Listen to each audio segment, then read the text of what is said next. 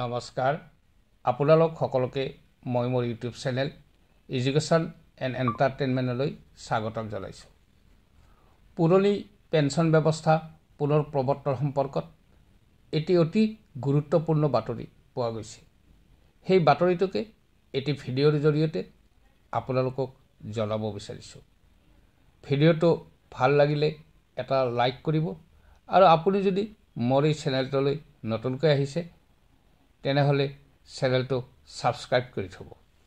উল্লেখ্য যে দেশত কৰ্মচাৰীসকলৰ ক্ষেত্ৰত NPS ব্যৱস্থা প্ৰৱৰ্তন হোৱা দিনৰে পৰা বিভিন্ন সংগঠনে ইয়াৰ বিৰুদ্ধে প্ৰতিবাদ সাব্যস্ত কৰি আহিছে। শেহতীয়াভাৱে ভাৰত চৰকাৰে কৰ্মচাৰীসকলৰ প্ৰতিবাদৰ প্ৰতি লক্ষ্য ৰাখি UPS অৰ্থাৎ ইউনিফাইড পেঞ্চন স্কিম ব্যৱস্থা প্ৰৱৰ্তনৰ কথা ঘোষণা কৰিলে যদিও কৰ্মচাৰীসকল এই ব্যৱস্থাটো সন্তুষ্টি লাভ কৰিব নোৱাৰিলে। ফলত ইয়াৰ বিৰুদ্ধেও বিভিন্ন সংগঠনে প্ৰতিবাদ সাব্যস্ত কৰিয়ে থাকিল।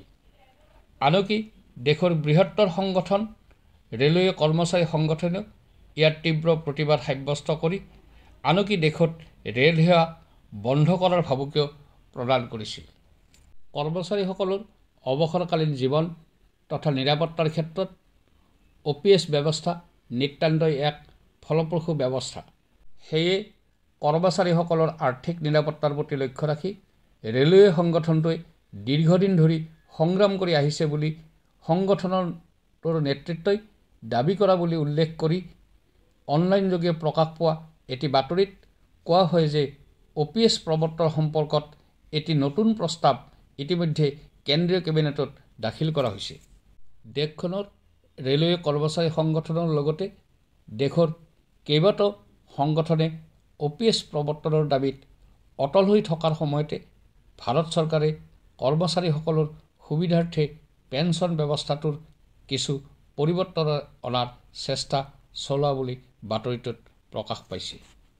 এনে ক্ষেত্ৰত ভাৰত চৰকাৰে আগন্তুক শীতকালীন অধিৱেশনত অল্ড পেঞ্চন স্কিমৰ ওপৰত পুনৰ পৰ্যালোচনা কৰি এটি বৃহৎ সিদ্ধান্ত গ্ৰহণ কৰাৰ সম্ভাৱনা আছে বুলি অনলাইন বাতৰিটোৱে দাবী কৰে। ধন্যবাদ।